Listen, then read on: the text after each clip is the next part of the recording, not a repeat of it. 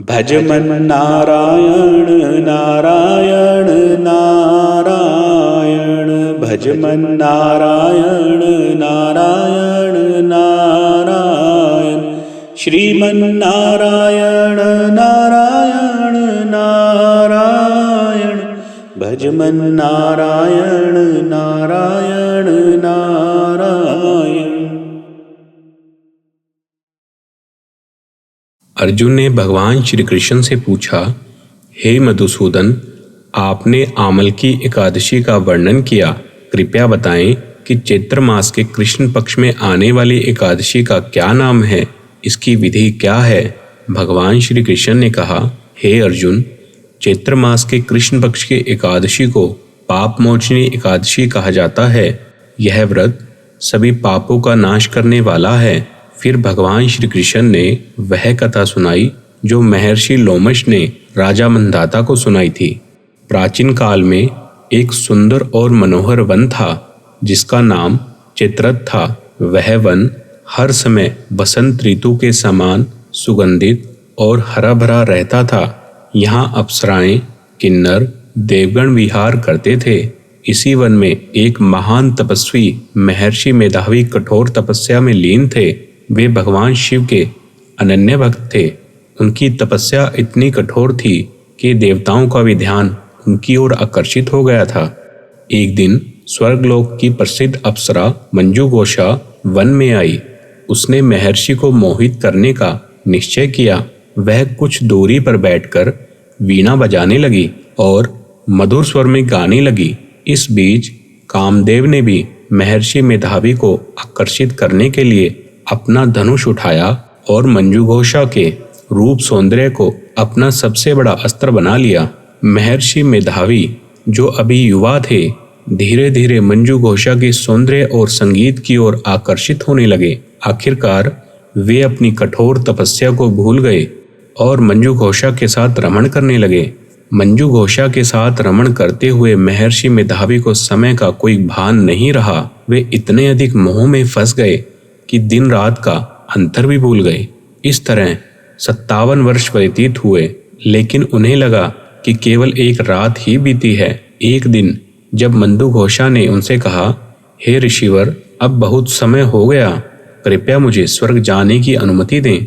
तब महर्षि ने उत्तर दिया, अभी रात ही तो हुई है, प्रातःकाल होने पर चली जाना। मंजुघोषा मुस्कुराई और बोली, हे मुनिवर, कृपया सोचिए, क्या यह एक ही रात थी?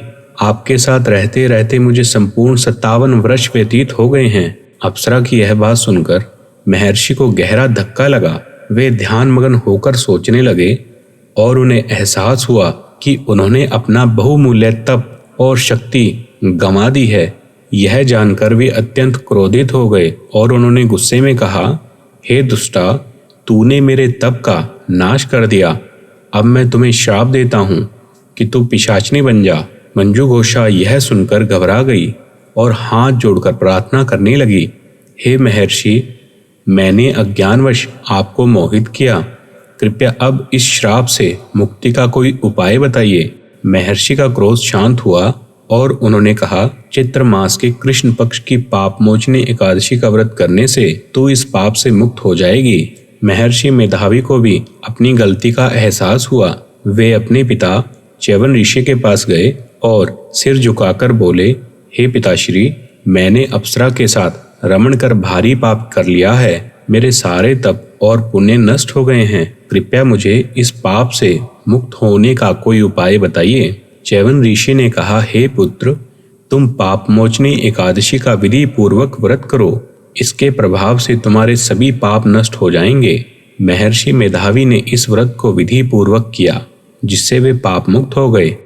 मंजुघोषा ने भी यही व्रत किया और वह अपने पिशाचिनी रूप से मुक्त होकर पुनः अपने वास्तविक स्वरूप में स्वर्गलोक चली गई।